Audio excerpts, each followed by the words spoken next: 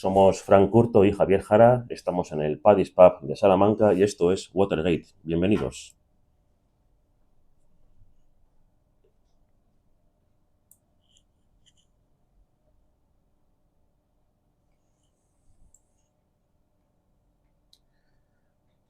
Bueno, hoy nos metemos de lleno en una historia que mezcla colonialismo, geopolítica y un conflicto que lleva décadas sin resolverse.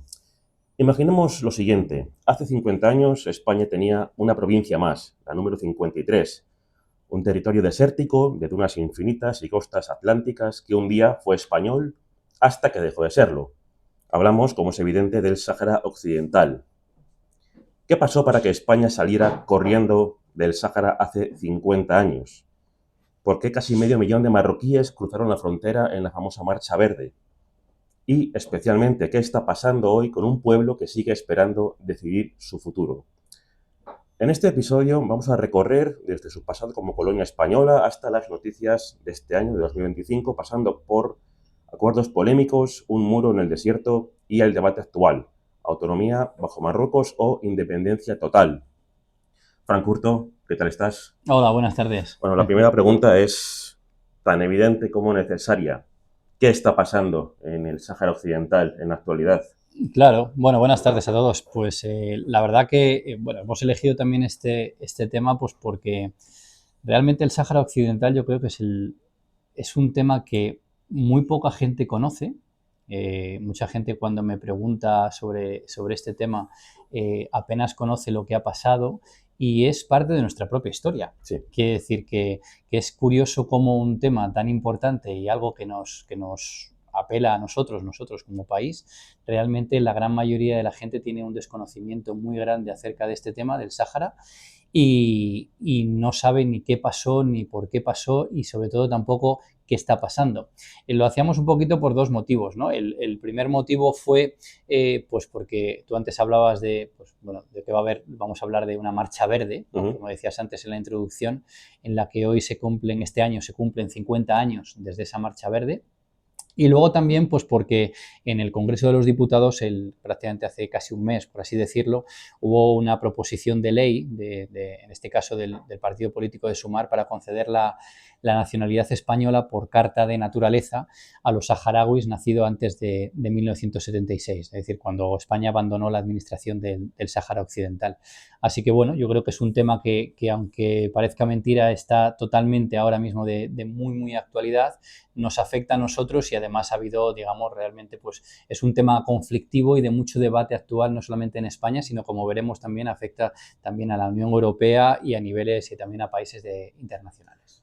Sí, es una iniciativa, la de otorgar la nacionalidad española, que también se ha propuesto para otros grupos, como pueden ser, por ejemplo, los sefardíes, ¿no? Que fueron expulsados Eso es. en 1492, hace ya más de 5 siglos, y que ahora se está reconociendo, bueno, su pasado hispánico. Y de hecho, es Eso verdad es. que conservan una cierta lengua, ¿no? Que se parece mucho al castellano actual, con ciertas diferencias, pero en cualquier caso, quizá lo mejor sea empezar por el principio, aunque esto suene un poco a perogrullada. Sí. En los inicios del Sáhara Occidental, como parte de España, proceden del siglo XIX, ¿no? De esa repartición que las potencias europeas hicieron de los territorios africanos en 1884-85, ¿no? Esa conferencia de Berlín, Exacto. donde España, Francia, bueno, España poco, porque ya pintaba poco en el panorama internacional, pero es cierto que consiguió arrancar del resto de potencias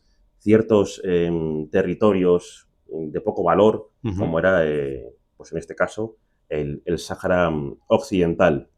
Y es cierto que mm, en los inicios el control español sobre ese territorio, que no deja de ser un desierto, ¿no? Que está en el oeste africano, fueron más bien escasos. No había mucho control español, pero a medida que fue pasando el tiempo durante el siglo XX y más aún bajo el régimen franquista, la presencia española en el Sáhara se hace cada vez más fuerte, ¿no?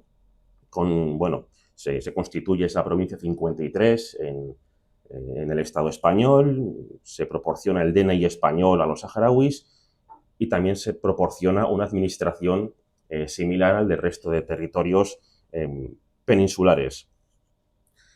Esto parece que sigue así hasta que el año de la muerte de Francisco Franco, en el 75, Marruecos tiene a bien ejercer presión de una forma muy determinada sobre el gobierno español para, hacerse con el control de este territorio, ¿no? Hablamos, como es obvio, de la Marcha Verde. Ujú.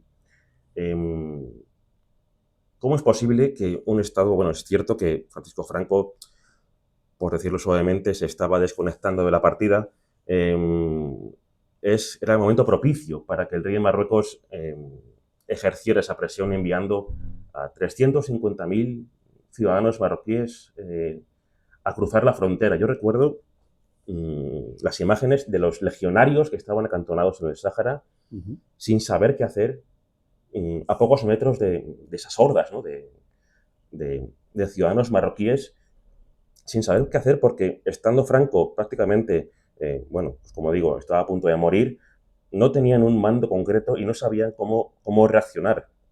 Y este fue el punto de inflexión en la historia del Sáhara, ¿no? Porque a partir de ahí parece ser que España, bajo las directrices de la ONU, decide abandonar el Sáhara, ¿no?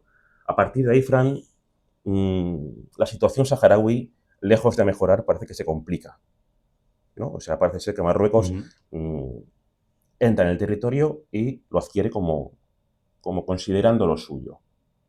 Sí, la verdad que todo el proceso con el Sáhara Occidental, como has dicho tú muy bien, es decir, empieza en el siglo XIX, ¿no? En ese año 1884, cuando una expedición, digamos, en España enviada por Antonio Cánovas, ¿no? El antiguo ministro de Isabel II.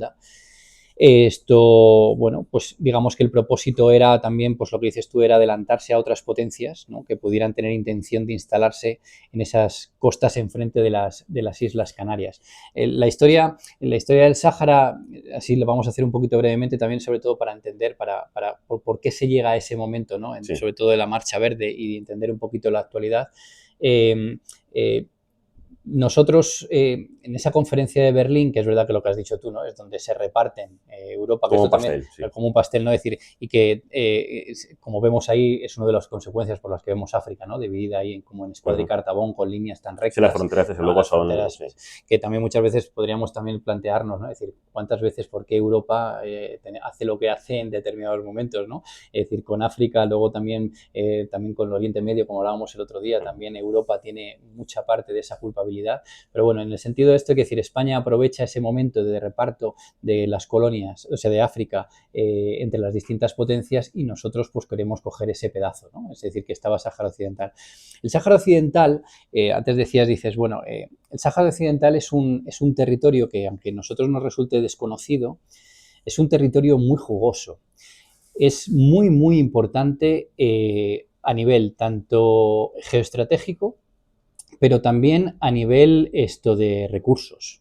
Es verdad que siempre cuando vemos las distintas guerras o los distintos conflictos en el mundo, siempre decimos, bueno, ¿y por qué en este país hay una guerra? Y a lo mejor el vecino no hay nadie, ¿no? O los países no están interesados en ellos. Simplemente es porque hay algo que interesa. Y el Sáhara Occidental interesa, pero mucho. El Sáhara Occidental es muy rico, por ejemplo, en recursos naturales. Luego lo vamos a ver, que también es uno de los motivos por los que las distintas potencias entran, ¿no? Recursos naturales como, por ejemplo, lo que son los fosfatos. Los fosfatos que, por ejemplo, ahora sirven mucho como fertilizantes, ¿no? Fertilizantes que además eso como la producción alimenticia. Tiene también, tiene también gas, tiene también petróleo. Pero España era consciente de que tenía estos No, recursos, claro. en esos momentos no. Es decir, cuando hace la primera expedición, evidentemente es casi como una especie de territorio. Cuando España toma el Sáhara, nosotros ya teníamos relación con el Sáhara Occidental en el siglo XV. Cuando Sí. nosotros conquistamos con los reyes católicos a finales del siglo XV las Islas Canarias, el Sáhara Occidental era como una especie de enclave, ¿no? Para asegurar desde el lado africano, ¿no? Esas costas y ese territorio canario.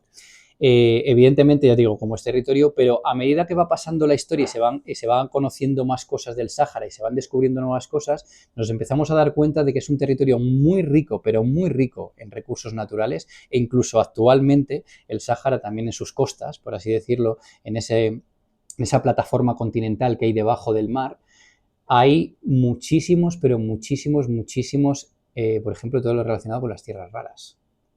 Tan de moda ahora. Tan de moda ahora. Por eso digo que son territorios que son apetecibles desde muchos sentidos. Por ejemplo, con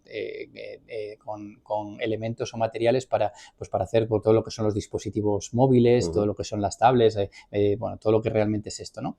Y después también es un punto geoestratégico en el sentido de que el Sáhara Occidental es la apertura, por así decirlo, de África Occidental hacia ese Atlántico, que evidentemente a África le interesa y sobre todo a un país en concreto como es Marruecos.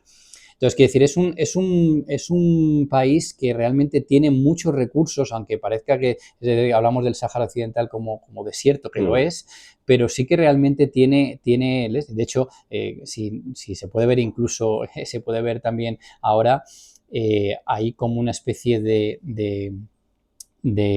como de una especie de hilera, ¿no? Es decir, me sale la palabra, donde se van sacando los fosfatos y se van llevando a la costa, es decir, continuo, desde una cadena como una cadena sí. así, es que no me sale ahora la palabra de cómo es, pero que realmente y da mucha producción y mucho dinero.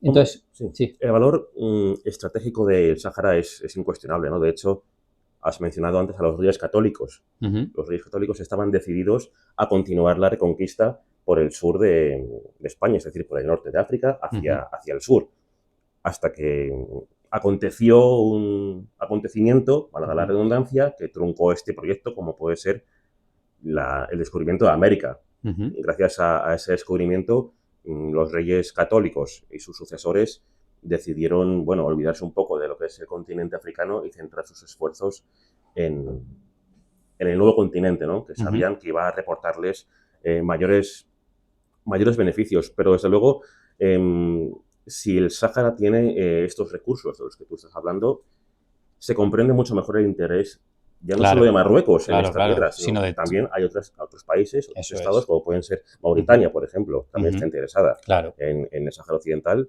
Argelia también está... sí, es un protagonista clave ahí. Efectivamente, es fundamental. Y sabemos que en Marruecos y Argelia son dos países que no se llevan precisamente bien. De hecho, los contactos comerciales de España con Argelia no son bien recibidos nunca en la corte alauita de Marruecos, ¿no? Pero, ¿en qué momento se descubren estos recursos? ¿Es justo después de esta supuesta independencia del Sáhara? Una independencia que realmente no ha llegado nunca, porque España prometió un referéndum de independencia, siguiendo, como dije antes, las directrices de las Naciones Unidas, pero es cierto, y corrígeme si me equivoco, pero que ese referéndum nunca se llegó a celebrar. No, y está pendiente de ello, claro, evidentemente. O sea, todo esto de lo que hablábamos de los fosfatos, por ejemplo, en la que España se va a empezar a dar cuenta que realmente tiene ahí algo muy valioso, por poner un ejemplo. También se da en un proceso, después de la Segunda Guerra Mundial, empieza a haber un proceso de descolonización. Y esto es muy importante porque el Sáhara entra ahí. Es un proceso de descolonización donde, evidentemente, la ONU empieza, digamos, a fomentar que los países que tienen colonias, en este caso en distintos países, ¿no? Es decir, pero en África, en Asia, en Oceanía, es decir, tiene que haber un proceso de descolonización en donde, evidentemente, el Sáhara Occidental como colonia española, que ahora voy a decir qué es, y ahora voy a decir por qué es y no ha sido, es decir, como colonia que es, teníamos que hacer algo para descolonizar ese territorio. Bueno, pues ese territorio lo que se van descolonizando y, por ejemplo, Marruecos consigue la independencia, por ejemplo, de Francia, ¿no? Marruecos se independiza en el año 1956 y a partir de esos momentos Marruecos empieza, digamos, a tener como objetivo el Sáhara Occidental. ¿Vale? La ONU empieza a pedir a España, en este caso, que pueda haber una especie de resoluciones acerca de esa autodeterminación de los pueblos, ¿no? Es decir, de autodeterminación, en este caso, del Sáhara Occidental.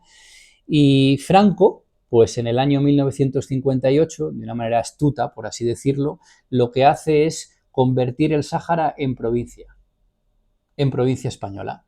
Claro, en el momento en que tú declaras como provincia española, automáticamente no tienes que hacer, digamos, o por lo menos proclamar ese derecho de autodeterminación del Sáhara, o ese proceso de Porque es descolonización. parte integral del Porque es territorio parte español. integral. Es decir, realmente el interés no era tanto, que es verdad que empieza, o sea, es decir, no es tanto el motivo de querer hacerlos como provincia, porque sí lo son, pero realmente había un interés de fondo en el sentido de que España Franco lo que quiere hacer es intentar, digamos, dilatar lo más posible o burlar, digamos, lo que es el derecho internacional que estaba exigiendo la ONU para que realmente el Sáhara Occidental pudiera tener ese tipo de derecho de autodeterminación. Y lo consiguió, desde luego, ¿no? Uh-huh. Yo a Franco siempre le he reconocido cierta inteligencia política, la que no tuvo desde el punto de vista militar, porque la guerra fue un desastre, teniendo a su lado alemanes e italianos, no sé cómo tardó 3 años en ganar una guerra contra gente que estaba casi desarmada, pero es verdad que desde el punto de vista político hay que reconocer que Francisco Franco tenía ciertas virtudes, ¿no? En cualquier caso, no es mi intención enaltecer esta figura, y de hecho antes me has dejado intrigado con lo que has dicho. ¿Por qué el Sáhara sigue siendo una colonia y no ha sido en pasado una colonia? Claro, pues porque viene con todo lo que vamos a hablar ahora y para llegar digamos, a lo que es la actualidad, ¿no? Franco, cuando realmente en los años 60, que es el proceso donde realmente se hace todo el proceso de descolonización en todos los países, la descolonización del Sáhara español, digamos que fue muy distinta al resto de las colonias africanas. Es decir, España no reconoce que era una colonia hasta 1960, eso es así, y como he dicho, emitió un decreto en 1958 que convierte al Sáhara en una provincia, por tanto sujeta al derecho español y no al internacional. Entonces, decíamos, Marruecos reclama ese territorio y afirma que España había aceptado la soberanía marroquí sobre el Sáhara en una declaración hispano-marroquí de Madrid en 1956. Entonces, ¿qué es lo que ocurre? A partir de ese momento, la Asamblea General de la ONU aprueba varias resoluciones para que España celebrase un referéndum de autodeterminación que permitiese a los saharauis decidir su futuro. Evidentemente, España en un primer momento desobedece y continuó con esa ocupación, pero en 1973 accede a respaldar el proceso de independencia saharaui. Hay que entender el proceso también un poco, entender el año 60, los años 70, de lo que estaba pasando, ¿no? Marruecos, el rey Hassan II, digamos, tenía un problema interno en el sentido de incluso había intentado, pues eso, como golpes de estado dentro de Marruecos, y el Sáhara Occidental también, digamos, que era como una especie de excusa que él coge, entre comillas excusa, para desviar la atención de todos los problemas internos que tenía. Que no eran pocos. Que no eran pocos. España en los años 70 ya es, digamos, es el tardofranquismo, es decir, Franco ya realmente está muy debilitado, incluso ya en los últimos años está muy enfermo, sí. Y todo eso se junta con que empieza a haber movimientos nacionalistas dentro del Sáhara Occidental en el que piden pues ese derecho de autodeterminación, ¿no? Es decir, y aquí se crea lo que es el Frente Polisario, ¿no? El Frente Polisario es un protagonista sobre el cual sin él no se puede entender lo que pasa a partir de esos momentos e incluso en la actualidad, ¿no? ¿Hablamos, digamos, perdóname, de un grupo armado o de un movimiento político o ambas cosas? Sí, ambas cosas. Es decir, para entendernos, el Frente Polisario es un grupo de liberación, ¿no? Que digamos que defiende y a su vez legitima, ¿no?, los derechos del pueblo saharaui por ese principio de autodeterminación, ¿no? A partir de ese momento, pues bueno, pues lo que hace es que esto, ante la imposibilidad de seguir controlando el Sáhara, por así decirlo, España anuncia que celebraría un referéndum de autodeterminación en los primeros meses de 1975. Es decir, el año en el que va a morir Franco. Sí, con Franco ya, ¿vale?, agonizante, ¿no? Ya está prácticamente acabando bueno, su vida y el régimen, ¿no? Sí. Entonces, ¿qué es lo que va a ocurrir en ese momento? Claro, ese anuncio de España de que quería, de ese referéndum, evidentemente, para la ONU, por así decirlo, fue buena noticia, ya que era de los pocos territorios africanos pendientes de descolonizar, pero esa posible independencia, por así decirlo, desata un miedo en Marruecos. Y aquí empieza, lo voy a decir con estas palabras y de forma clara, una historia de traición. Una historia de traición por parte del gobierno y del Estado español hacia los saharauis que dura hasta el día de hoy. Una historia de traición en donde realmente los saharauis han visto como año tras año, persona tras persona y gobierno tras gobierno han eludido su responsabilidad y han traicionado a un pueblo saharaui que no olvidemos que es un pueblo que era, en este caso era provincia nuestra, Sí. y que realmente pues el pueblo saharaui ha ido pues digamos digiriendo de la mejor manera posible con un dolor inmenso año tras año. Sí que es cierto que la justicia internacional, cuando murió Franco, Uh-huh. estableció que ni Marruecos ni Mauritania tenían derechos políticos Eso ni es. territoriales sobre lo que es el Sáhara Occidental, ¿no? Y que Eso España, es.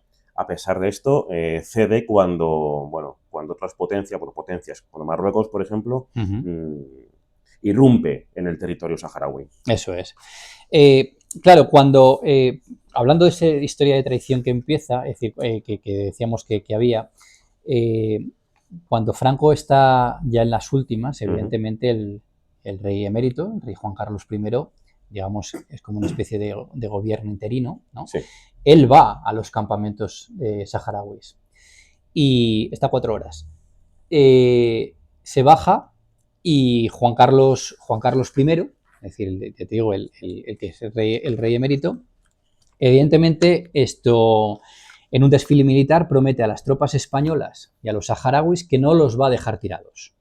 Les dice que, literalmente, más o menos así era, España no dará un paso atrás, que cumplirá todos sus compromisos y que respetará el derecho de los saharauis a ser libres. Esto decía, no dudéis que vuestro comandante en jefe estará aquí con todos vosotros en cuanto suene el primer disparo. Bueno, mientras el primer disparo, o sea, estaban esperando un enfrentamiento armado. Claro, es decir, mientras estaba haciendo esto, mientras estaba diciendo esto, España ya estaba preparando el terreno para, digamos, abandonar el Sáhara y dejar a los saharauis a su suerte. Esa es la primera gran traición, por así decirlo. En el momento en que realmente pasa esto, el rey Hassan II, hijo de Mohamed V, ¿no?, orquesta una estrategia para retrasar el referéndum. Es decir, involucra ahí a Mauritania en las reclamaciones territoriales y pide a la Corte Internacional de Justicia que se pronuncie acerca de qué país pertenecía al Sáhara. Por hacer un poquito de contexto, Marruecos decía que realmente el Sáhara le pertenecía a él por unos vínculos que había tenido. Es verdad que históricamente habían tenido, pues eso, el sultán, ¿no?, que había en esa zona, había tenido, pues eso, unos lazos históricos, por así decirlo, con esas tribus, ¿no?, que estaban en el Sáhara, pero evidentemente lo que dice el tribunal, la Corte Internacional de Justicia, en octubre, estamos acercándonos a esta fecha, a noviembre del 75, en octubre del 75, dictamina que el territorio era del pueblo saharaui y que este pueblo saharaui es el que tiene el derecho a la autodeterminación. De hecho, Marruecos no acepta esta resolución, y aquí viene lo que es, y Hassan II, aquí empiezan como estos bulos, ¿no?, que ahora hablamos, estas fake news que tenemos ahora actualmente, y él coge lo que dice esa resolución y la cambia o juega con esa resolución para dar a entender que le han dado la razón. Evidentemente, sí que la Corte Internacional le dice a Marruecos que evidentemente hay esos lazos históricos que son innegables, pero que eso no da pie a que Marruecos tenga la soberanía sobre Sáhara Occidental y que, por tanto, el Sáhara Occidental tiene derecho a tener esa autodeterminación y que Marruecos, pues ahí no pinta nada.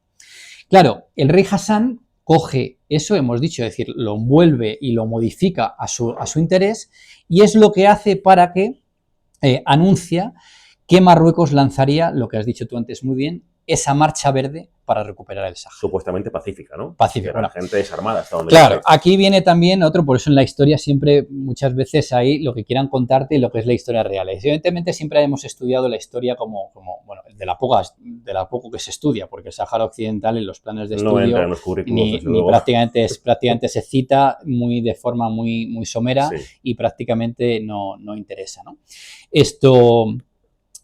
Ese 6 de noviembre de 1975, 350.000 civiles aproximadamente cruzan la frontera para ocupar el territorio y presionar a España para que lo abandonase. Eso es lo que es lo oficial. Ahora, lo que nadie cuenta, eso de pacífica, claro que sí que había también militares dentro de esa marcha verde. ¿Militares marroquíes? Vale, sí. Profesionales, quiero decir, o sea, claro, no eran milicias armadas de manera... Además hay que entender el contexto. ¿Quién es uno de los que apoya esta marcha verde? Pues lo digo porque como estamos hablando de geopolítica y todo el interés que tiene. Estados Unidos. No sé por qué me lo imaginaba. Estados Unidos y Arabia Saudí. También me cuadra. Pero Estados Unidos apoya la manifestación ¿por miedo a qué? Pues bueno, primero por los lazos que siempre han unido Estados Unidos con Marruecos. Siempre han sido un país que han tenido muchísima relación y han tenido una relación, digamos, muy íntima desde el principio. No olvidemos, por decir un dato, que yo creo que mucha gente no lo sabe, Marruecos fue el primer país que reconoció la independencia de los Estados Unidos en el siglo XVIII. Hablamos de ello el último día. Claro, en 1776 hace la independencia, bueno, pues prácticamente casi inmediatamente Marruecos, digamos, que reconoce la independencia de los Estados Unidos. Bueno, pues, ¿por qué Estados Unidos también? Fijaos el año, 1975, estamos en plena Guerra Fría y esto no hay que olvidarlo nunca. Yeah. Estados Unidos apoya esta manifestación por miedo a un Estado saharaui socialista. Claro. Socialista. El otro día, ¿te acuerdas cuando hablábamos de Siria también? Sí. Cuando hablábamos de ese partido político, el Ba'ath, que era de origen socialista, árabe, ¿no? Panárabe. Esto, por tanto, tiene miedo a un Estado saharaui socialista respaldado por Argelia, que Argelia reforzaba, digamos, a la Unión Soviética en el Magreb.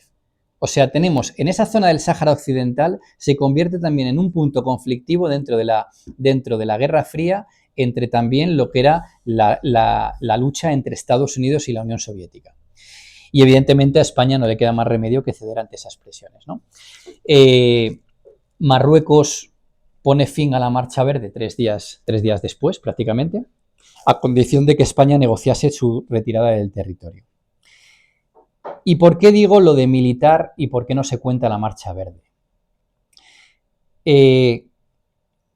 Lo que nunca se cuenta es decir que mucha gente tuvo que exiliarse, tuvo que salir, muchas familias, con muchas mujeres y con muchos niños. Y muchos niños, esas familias saharauis van a llegar a lo que hoy conocemos como los campos de Tinduf. Los campos de refugiados de Tinduf, sí. Una región de Argelia, digamos, está al sureste de Argelia, que colindante con Marruecos, el Sáhara Occidental y Mauritania. Hoy muchos de ellos son ya segunda o tercera generación que ha nacido ya en esos campamentos, ¿vale? Pero estos 50 años no han servido, por así decirlo, para acabar con el origen de condición de refugiado. Ni tampoco, como tú has dicho muy bien antes, con la celebración de un referéndum de autodeterminación, insisto, marcado por las Naciones Unidas, ¿vale? Y que debería haber garantizado hace décadas a través de un organismo que se creó, que fuera la MINURSO, sobre ese terreno, ¿no? El pueblo saharaui ha visto cómo esa situación temporal de refugiado, que ahora comentamos, se convertía en una condición que heredaban las nuevas generaciones nacidas a los campamentos a lo largo de todos los años. Aquí hago un inciso porque también mucha gente cuando me pregunta dice, pero ¿cómo podemos saber? Mira, hace poquito hay una periodista de televisión española, Eva Bajameida, saharaui también, que ha escrito un libro que se llama Flores de papel. Ahí habla sobre lo digo por lo de las generaciones, cómo a través de 3 generaciones, 3 mujeres, ¿no? Cuenta la historia del Sáhara a través de esas vidas. Totalmente recomendable y realmente muy, muy interesante. Bueno, pues durante estos 50 años en los que la ayuda alimentaria de emergencia se ha convertido prácticamente en la fuente principal de alimentación de este pueblo, ¿vale? Es decir, allí no hay trabajo, no hay posibilidad de hacer otro tipo de cosas, digamos, acarreando, digamos, muchos déficits de todo tipo, ¿no? Además, cuando se van los saharauis debido a esta marcha verde, hay un detalle que muchas veces no se nos da cuenta para que entendamos la dimensión que tuvo. A estas familias y a estos exiliados de la Marcha Verde se les atacó, y nos va a sonar esto a otro tipo de guerras y nos llevamos la mano a la cabeza, con napalm. ¿En serio? Y fósforo blanco. ¿Esto en qué año hablamos? ¿Qué año fue? Justo después de la huida después de la Marcha Verde. Y ¿Con esto napalm? Con napalm y fósforo blanco. De hecho, en este libro que acabo de decir, por ilegal ejemplo, según la convención. Sí, claro, ilegal, etcétera, ¿no? Totalmente con todo el este. Es decir, fue tremendo. Y además, una vez de esto, se crea, por así decirlo, un muro. Sí. Que es un conjunto de muros. De hecho, realmente, actualmente hay como una especie de por así decirlo, de 8 muros, ¿no? Por el este, después de esa Marcha Verde. Ese muro, por así decirlo, que se llama, bueno, el muro de seguridad o el muro del Sáhara Occidental. Es un conjunto de 8 muros defensivos que, fíjate lo que digo, tiene una longitud superior a los 2.720 kilómetros. Es el muro más largo que tenemos después de la Gran Muralla China. 2.720 kilómetros. ¿Y cómo es posible que no sepamos nada de esto? Por eso, pues esa es una de las preguntas que habrá que hacerse, por qué este tema no se saca o por qué no se conoce muchas veces, ¿no? Construidos por Marruecos en el territorio ocupado del Sáhara Occidental. En ese muro de más de 2.700 kilómetros hay zonas militares con búnkeres, vallas, y a los dos lados de esos muros está completamente minado, pero completamente minado. Por si se lo piensan, sí. Quiere decir, ¿para qué? Pues evidentemente con el fin de proteger, lo que ellos dicen Marruecos, con el fin de proteger el territorio efectivamente ocupado por Marruecos, pues de las incursiones del Frente Polisario y evitar la vuelta de los refugiados saharauis a su territorio. Quiere decir que esto de Marcha Verde, que no nos han contado nada, que realmente nos dicen que fue pacífica, que bueno, que sí fue... No. Es decir, esto fue mucho más grave de lo que parece. Es decir, aquí la gente fue atacada con napalm, con fósforo blanco, digamos, con armas químicas ilegales, que esto mucha gente, evidentemente, muchas veces se ha omitido, y que esto es lo que han sufrido los saharauis.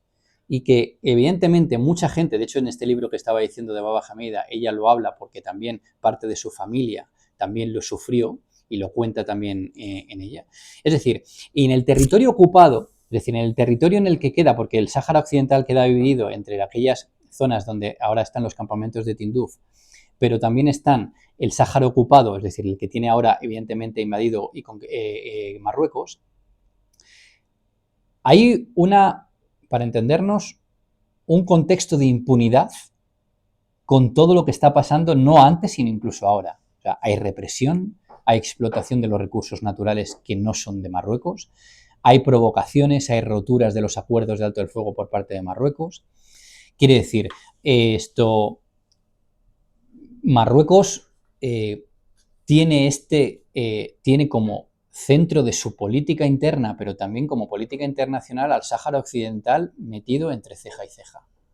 Y nosotros, España, lo que hicimos tras todo esto de la Marcha Verde,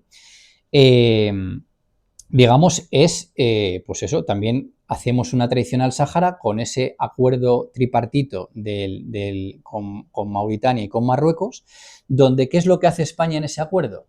Se lava las manos y esa responsabilidad que fue nuestra y que sigue siendo nuestra de administrar, porque no olvidemos que las Naciones Unidas, España es la potencia administradora del Sáhara Occidental y sigue siéndolo.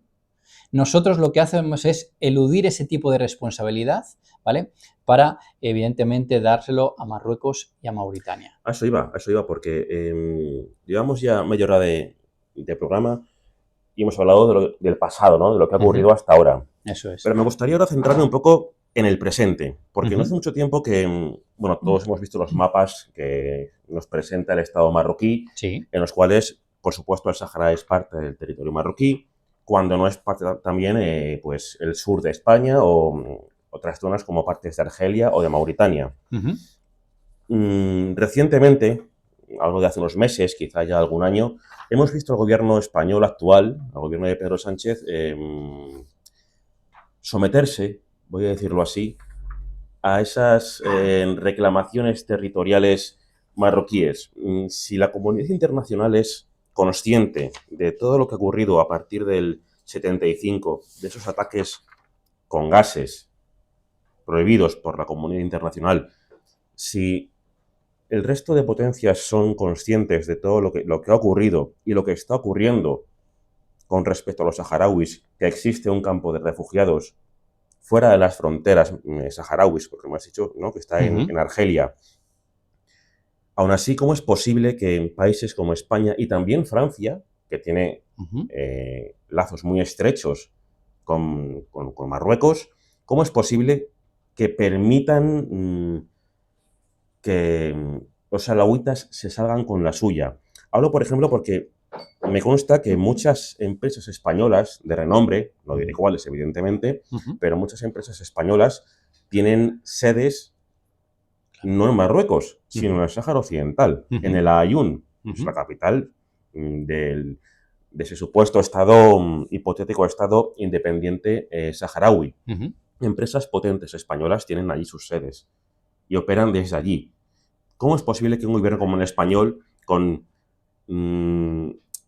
esa responsabilidad que tiene con respecto a lo que ha sido una colonia y sigue siendo, por lo que me estás contando, ¿por qué se ha plegado a los intereses de Marruecos? Es decir, yo veo muchas veces muchos memes en Twitter, ahora X, de gente que se pregunta ¿qué le debe el PSOE a Marruecos? ¿Realmente le debe el PSOE algo a Marruecos? ¿O es que, o sea, esta gente que dice estas soflamas está equivocada, lo hace por malmeter, por crear un ambiente de inestabilidad? ¿O es que realmente tienen razón y el Partido Socialista o el gobierno español, independientemente de su color, le debe algo al Estado marroquí?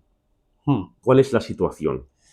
Si es que la sabes, claro, porque sí, yo desde luego no la sé. Sí, la verdad que, a ver, que decir, ahora para explicar un poquito de la actualidad, ¿no? Decíamos antes que era una historia de traición, ¿no? Hablábamos antes de lo de Juan Carlos I, pero también una de las primeras traiciones que sufre el pueblo saharaui, y además dolió mucho, por ejemplo, fue con Felipe González. Lo digo porque estábamos hablando del Partido Socialista, ¿no? Sí. La izquierda normalmente española siempre tuvo como adalid, ¿no?, la defensa del Sáhara Occidental. Y Felipe González fue a los campos de refugiados de Tinduf, ¿vale? ¿Y también estuvo 4 horas? ¿O? No, estuvo más tiempo, pero también les prometió que, evidentemente, pues eso, ¿no?, la defensa del derecho a autodeterminación y que una defensa a ultranza de los saharauis. Años después ya estaba firmando acuerdos de pesca con Marruecos, ¿no? Sí. De hecho, pues incluso los mismos saharauis lo recuerdan, ¿no? Hay incluso una cantante, Marian Hassan, que tiene un disco precioso donde realmente sus canciones, lo digo para que entendamos un poquito eso, sus canciones se basan muchas veces en el discurso. Lo que va haciendo es que el discurso de Felipe González, ella luego va cantando y cómo le recrimina todo lo que dijo y luego lo que no se cumplió, ¿no? A partir de ese momento, que es lo que pasa, y ahora vamos a hablar del contexto, ¿no? A partir del año, digamos, a finales del siglo pasado, en 1997, la ONU nombra a un prestigioso, es decir, porque era realmente un representante especial para el Sáhara Occidental, James Baker, sí, para relanzar todo este proceso del referéndum de autodeterminación.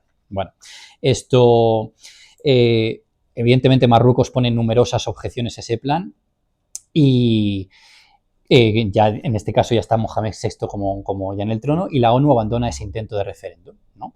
Entonces Baker vuelve a intentarlo y propone un plan que concede cierta autonomía a la zona, pero bajo soberanía marroquí, que esto es lo que nos suena ahora, ¿no? Esto es lo que que ha supuestamente ha apoyado el gobierno español. Exacto. Pero ¿cómo se come esto de la cierta autonomía bajo el control marroquí? Claro, el Polisario, evidentemente, y Argelia rechazan este plan, siguen los intentos y en el año 2003 llega el nuevo plan Baker, ¿no?, en el que contemplaba que el territorio saharaui se convierta en autonomía marroquí durante al menos los siguientes 4 años, pero eso sí, celebrándose al principio de ese periodo elecciones autonómicas, ¿no? Esto... ¿Autonómicas en España o en dónde? Allí, ¿no? Es que son X europeas. Exacto. Entonces, claro, el Polisario evidentemente acaba aceptando el plan, pero ahora Marruecos es el que no acepta el plan. ¿Qué quiero decir con esto? La ONU, y ahora lo vamos a ver con otro ejemplo, la ONU ha fracasado desde el principio hasta el final. Es decir, los grandes damnificados son el Sáhara Occidental, pero la ONU es, digamos, el gran damnificado. ¿Qué es lo que ha pasado en los últimos años para entender un poquito todo lo que me estabas explicando, ¿no? Es decir, de todo lo que estoy pasando, de por qué se pliegan o no se pliegan. Bueno, mira, en el año 2020, con Donald Trump esto ya, digamos, se pone a favor de Marruecos, ¿no? Se pone a favor de ese plan de Marruecos, rechazando cualquier tipo de autodeterminación del pueblo saharaui, ¿no? También hay que entender el contexto porque, evidentemente, así también su hermano Israel también tenía un apoyo de un país árabe, ¿vale?, en todo ese contexto. En el año 2021, cuando surge todo lo que es la pandemia, ¿no?, España decide atender también la petición de Argelia de tratar en el hospital al líder del Polisario. Lo recuerdo. ¿no?, Ibrahim Ghali, ¿no?, sí, que estaba gravemente enfermo por coronavirus. Esto crea una tensión diplomática entre Marruecos, pero no se nos olvide que este hombre, Ibrahim Ghali, el líder del Frente Polisario, es de nacionalidad española. Porque nació en tiempos Claro. de la colonia española. Fue del policía Sáhara. nacional y, de hecho, pagaba la seguridad social. Fíjate. Quiere decir que esto muchas veces no se cuenta, pero aparte de ser por un motivo también humanitario, ¿no? Esto no se cuenta también, pero es esto, ¿no? El líder del Polisario era Policía Nacional. Claro, sí. Es decir, lo pasa que España cuando viene Ibrahim Gelli, intenta hacerlo con sigilo, pero evidentemente los servicios marroquíes detectan lo sucedido y Rabat lo presenta como, digamos, como una de las, como un ataque, como todo esto, ¿no? De hecho, retira a su embajadora. ¿Y qué es lo que pasa? Aquí vemos lo que es la geopolítica. ¿Marruecos cómo reacciona? Pues con la reacción del chantaje. En el momento en que se entera de que ha pasado esto, dice, pues muy bien, ¿cuál es? Por eso el Sáhara Occidental también y Marruecos es un sitio importante geoestratégicamente hablando y geopolíticamente hablando. Todo lo que son los flujos migratorios. Lo de siempre. También tenemos el problema del terrorismo, ¿no? El terrorismo yihadista, que también se va extendiendo cada vez más por esta zona, ¿no? Por la zona del Magreb, es decir, del Sahel. Marruecos dice, muy bien, tú haces esto, abro fronteras, y es lo que ocurrió después cuando abre las fronteras de Ceuta, ¿no? Sí. Donde entran más de 10.000 personas. Que tuvo que el ejército, recuerdo. Eso es decir, que pocas veces, claro, por no decir ninguna otra vez, he visto yo al ejército español posicionarse en la valla de Melilla, porque era necesario para poder poner freno a esa oleada. Es que, claro, Marruecos, aparte que tiene esa llave, además tiene, pues, ¿no? Como se suele decir, ¿no? Ese apoyo del matón de turno, ¿no? Como es de Estados Unidos, que realmente tiene ese apoyo total y que sabe con lo que juega. Y esto España vio lo que podía hacer Marruecos, ya lo sabíamos, pero lo que va a hacer Marruecos ante estos distintos chantajes. Y hablo España, pero hablo también de la Unión Europea, porque la Unión Europea evidentemente ve esto como un peligro, porque evidentemente entran por España, pero ya sabemos lo que el enemigo que puedan tener. La mitad van a Francia, además. Claro, es decir, que realmente es esto. Pero tampoco recuerdo a Europa haciendo gran cosa por paliar un poco la situación. No, claro, evidentemente, pero a lo que voy es que, claro, luego ya viene lo que tú dices, ¿no?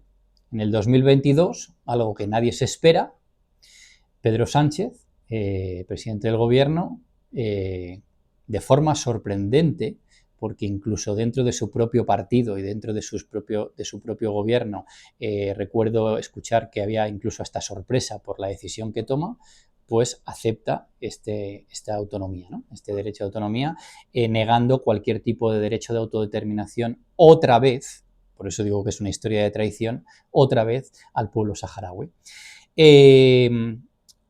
Claro, cuando hace esto Pedro Sánchez, también hay que verlo el contexto. Lo hace en un momento de una guerra de Rusia y Ucrania, donde los ojos están puestos en otro sitio, y aprovecho mientras como un despiste y salto esta noticia así como que no pasa nada, ¿no? Sí, como cuando juegan el Madrid y el Barça, que aprovechan para soltar decretos. Exacto. Pues entonces lo que hacen es que, bueno, pues parece que realmente no pasa nada y ahí lo suelto, y evidentemente esto es un acto, pues evidentemente, de ultraje a todo lo que es el pueblo saharaui. Pero ya no es una traición contra el pueblo saharaui, sino una declaración de claudicación ante la potencia del sur, que es Marruecos. Totalmente. Es cierto que Marruecos está apoyado por Estados Unidos, eso está bien sabido. Sí, eso está en claro. el tema del islote de Perejil, claro, ya sabíamos que Estados Unidos estaba ahí ya por medio. También sabemos que Israel está armando a Marruecos, que me parece aún más preocupante, porque ya nos pensaban en decir, bueno, pues ahora quiero Ceuta y Melilla y a ver qué vais a hacer.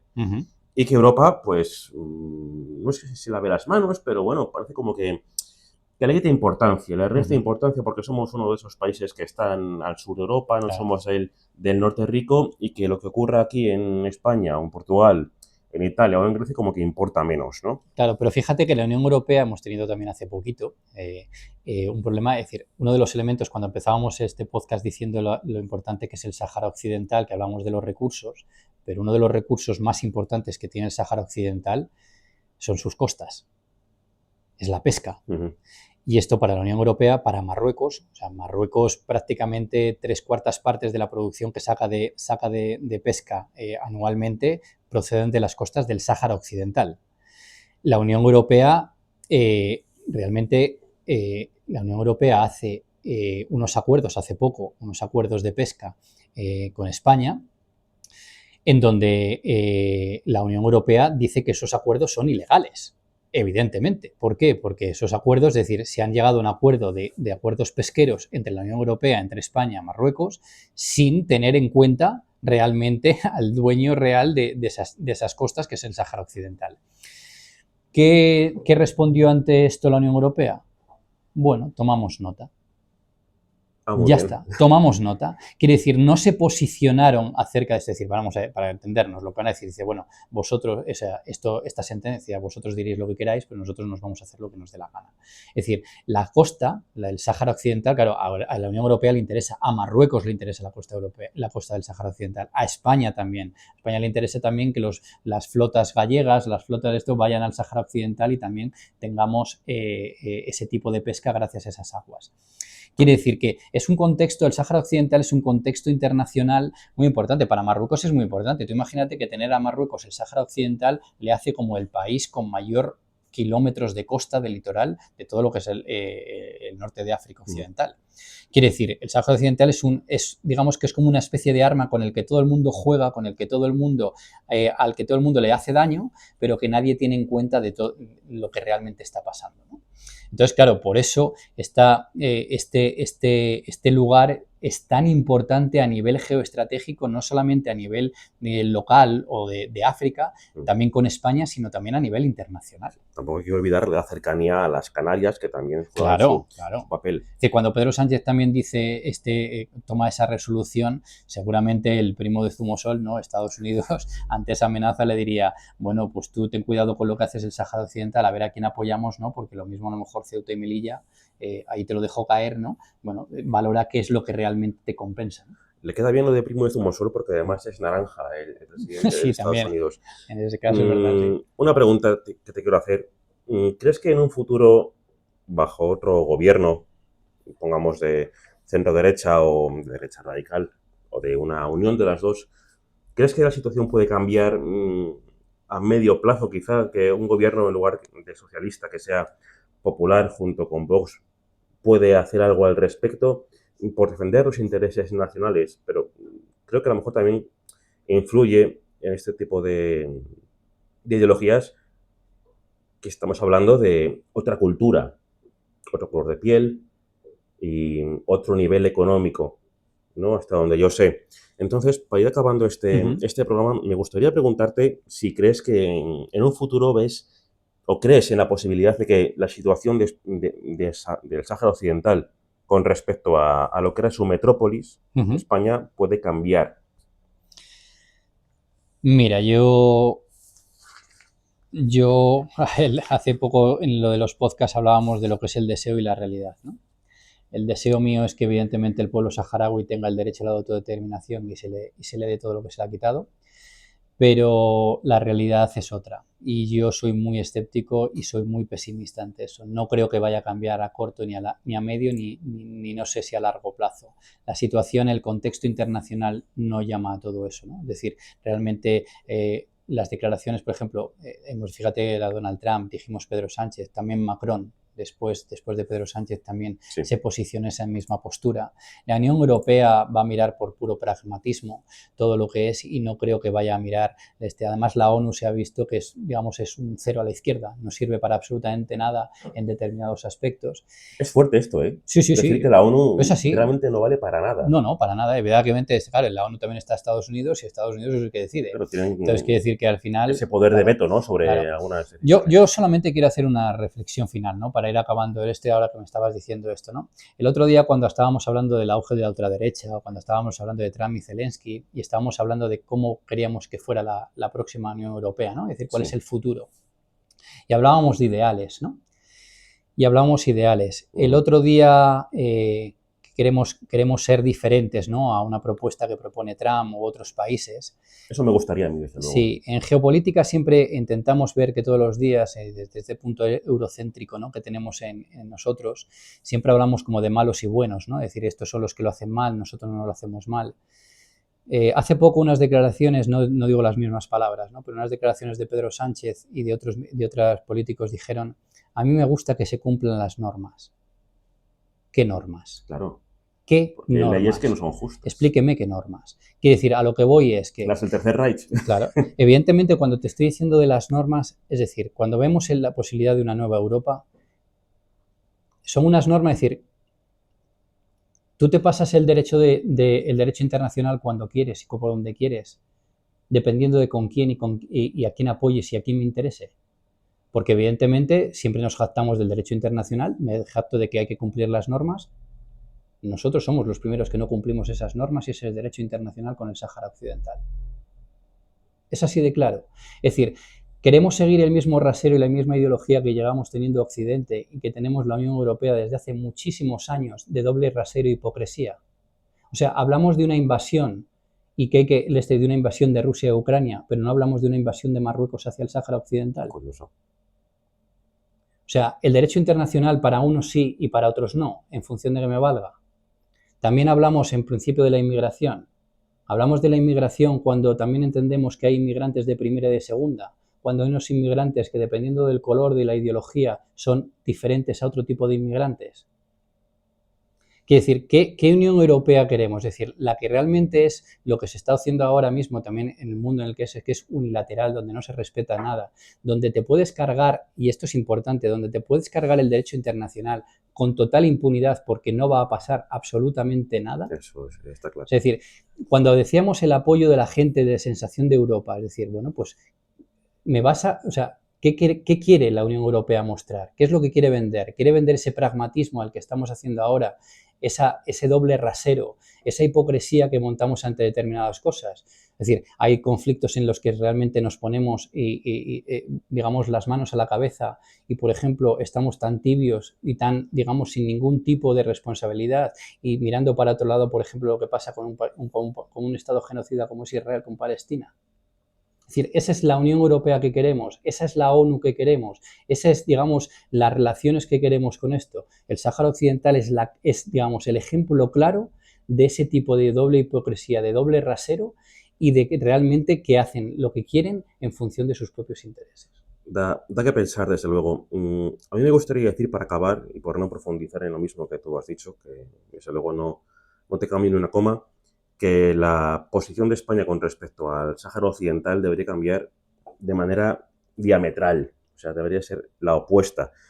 Ya no precisamente por los valores humanos, por ese factor humano social que tenemos en campos de refugiados en Argelia, situación de indefensión ante la justicia internacional, sino ya hablo desde un punto de vista geopolítico. España tiene que oponerse frontalmente a las pretensiones de Marruecos sobre el Sáhara Occidental, igual que se opone a las pretensiones británicas sobre Gibraltar, que es un asunto en el que su posición nunca ha cambiado. Y se supone que con Gran Bretaña nos llevamos con nuestras tiranteces, pero muy bien.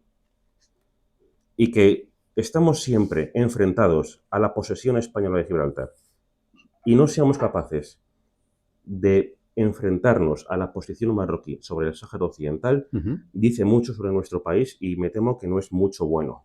Claro. Esa es mi reflexión final. Fran, te agradezco. No, y que por eso yo creo que es importante este podcast o la gente que dedique a este tipo de Sáhara Occidental, porque estas cosas, por ejemplo, si hablábamos con nuestros abuelos o con nuestros padres, esto evidentemente saben lo que era, a muchos les suena porque lo vivieron, pero a la gente de ahora o a la sociedad de ahora que prácticamente no conoce absolutamente nada de esto, este tipo de conflictos a medida que se va dilatando el tiempo caen en un olvido, caen realmente en algo en el que realmente injustamente, y yo creo que este tipo de cosas, por ejemplo, el hacer este tipo de podcast o hablar sobre ello y todo lo que se puede hablar sobre ello, digamos que es un acto de justicia y de reparación. Que este podcast sirva para al menos tener en el recuerdo a nuestros hermanos saharauis, porque al fin y al cabo compartimos un mismo origen. Como te decía, Fran, muchísimas gracias por la masterclass. Ha sido un placer escucharte. Gracias, como siempre, a todos los que nos escuchan por estar un día más ahí. Dejadnos en comentarios, si os parece bien, los temas de los que queréis que hablemos. Nos despedimos desde el Paddy's Pub de Salamanca, Fran. Exacto. Muchas gracias también a los comentarios que vamos viendo últimamente, ¿no? De gente que también nos propone temas, de sus opiniones, de sus comentarios, que nos hacemos partícipe de ellos. De hecho, ya Desde estamos luego, apuntando cosas que siga así. para próximos podcasts y lo agradecemos infinito. O sea que la verdad que muchas gracias y eso, exacto. Bueno, pues dicho esto, nos despedimos hasta la próxima ocasión. Muchísimas gracias y hasta luego. Un abrazo, hasta luego.